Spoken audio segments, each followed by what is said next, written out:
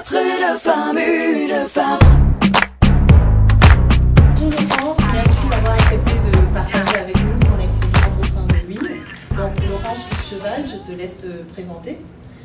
Donc moi je suis chez Natixis depuis 2008, je travaille au sein du pôle SFS, plus particulièrement chez Eurotitre. Je viens de changer de fonction car suite à la réorganisation, j'ai quitté le management pour occuper des fonctions de network manager, un poste que j'ai déjà occupé dans d'autres établissements bancaires anglo-saxons où j'avais déjà cette fonction. Je me suis investie au sein de WIN. En fait, à la création de WIN, en mars 2012, une réunion a été organisée à Liberté 2 par les fondatrices de WIN, celle qui avait été nommée administratrice. Et puis moi, je venais de changer de job à l'époque. J'avais quitté la direction des risques pour aller chez Eurotitre, retourner dans le cœur de métier qui a toujours été le mien, les titres. Et ça se passait pas forcément comme je le souhaitais. J'avais une responsable femme et je n'avais jamais travaillé avec une femme. Et puis il y avait des choses pas très sympas. Nous étions trois femmes à travailler avec elle et puis c'était toujours très compliqué alors que les deux autres hommes, ça se passait plutôt bien.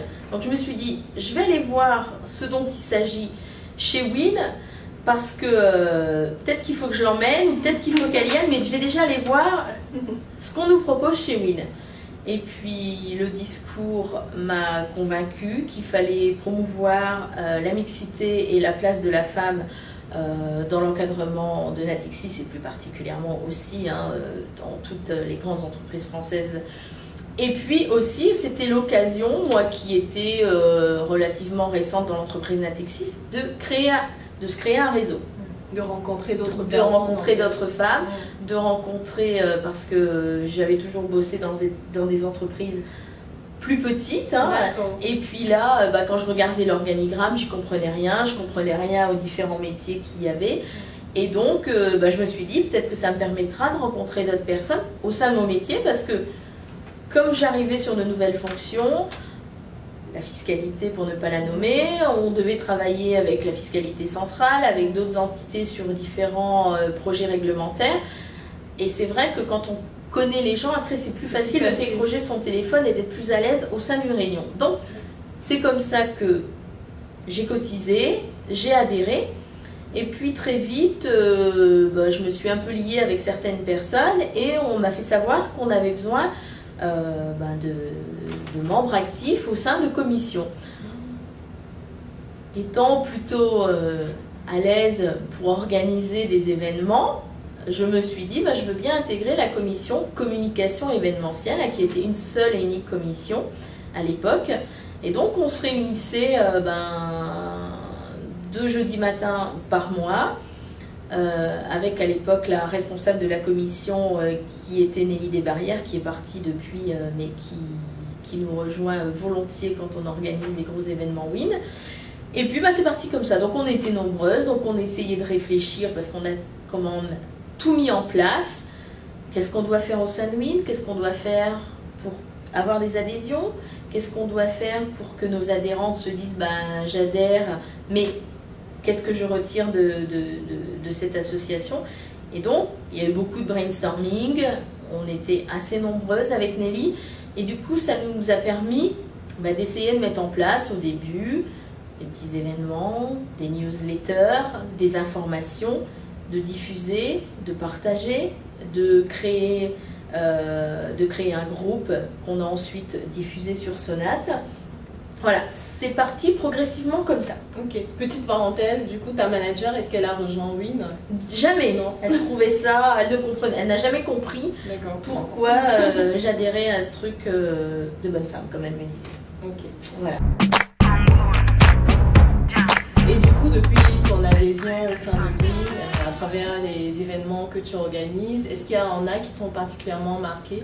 Est-ce qu'il y a des rencontres ou des activités? Alors c'est vrai qu'il y a eu plusieurs événements, plusieurs événements quand même auxquelles j'ai participé au niveau de l'organisation et auxquelles j'ai participé en tant qu'adhérente de WIN, c'est quand même la rencontre avec Nicole Notat lors d'une soirée. Donc ça, elle était venue en tant qu'invitée d'honneur.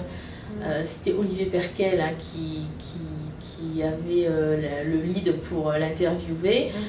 On avait également Pour Nathalie, ceux qui ne la connaissent pas, Nicole Notat, qui est l'ancienne patronne de la CFDT. oui. Et Je la voyais toujours à la télévision quand j'étais plus jeune, et puis c'est vrai que là, de la voir, de l'entendre parler, de nous raconter son parcours, et après de pouvoir la rencontrer vraiment, c'était quand même quelque chose d'exceptionnel. D'accord. Ensuite, il y a un autre événement qui a été majeur, et je pense que beaucoup d'adhérentes te diront la même chose.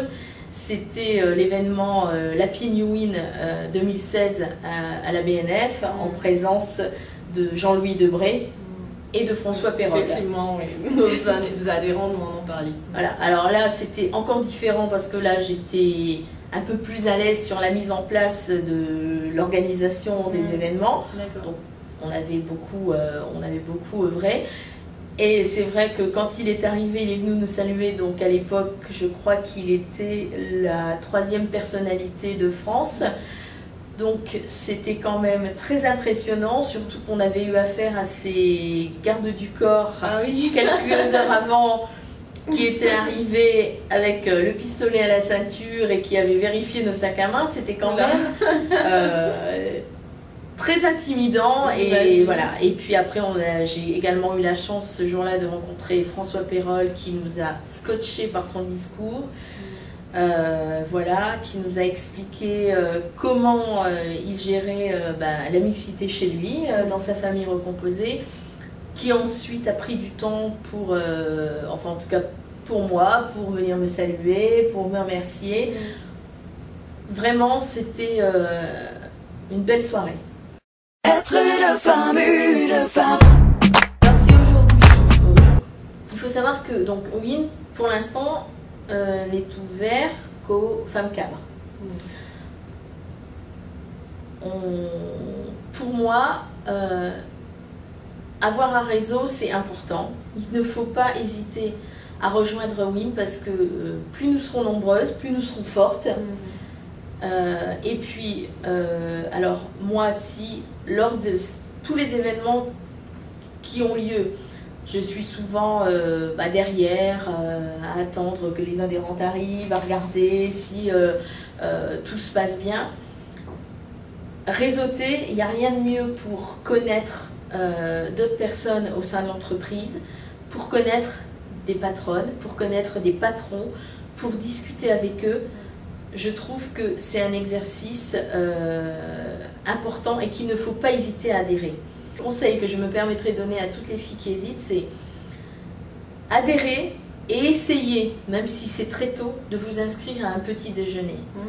Quand vous rencontrez un patron, une patronne qui fait partie du CDG, qui fait partie du comité exécutif de Natixis, que vous n'imaginez pas, que vous voyez juste comme un patron, que vous n'imaginez même pas les anecdotes que cette personne peut vous raconter, la bienveillance qui est donnée, les conseils qui sont donnés, le fait. Enfin moi j'ai participé à beaucoup de petits déjeuners, j'en anime de plus en plus et quelles que soient les personnes qu'on a comme invitées, il y a toujours un mot pour nous dire et pour dire aux adhérentes qui participent au petit déjeuner, n'hésitez pas, envoyez-moi un mail si vous avez une question, parce qu'on a certaines adhérentes, on sait très bien qu'elles viennent parce qu'elles aimeraient intégrer l'entité de l'invité. Je n'ai jamais entendu un seul invité ou une seule invitée ne pas dire ma porte est ouverte, voyez avec mon assistante, envoyez-moi un mail. Génial, ça. Voilà. Et moi, je trouve ça formidable parce qu'on ne peut, enfin, on ne peut pas s'imaginer ça. Et personnellement, je n'y croyais pas. Et je sors de tous les petits déjeuners plus enchantée au fil des uns et des autres. C'est incroyable. Les petits déjeuners, c'est vraiment un petit cocon et il faut en faire un. Même si c'est tôt, même si c'est compliqué de venir assister au petit déjeuner, même s'il y a des problèmes pour les enfants, faites-en un, mesdames. Et je dirais que toutes les femmes ont leur place au sein de WIN, qu'il faut que les femmes comprennent que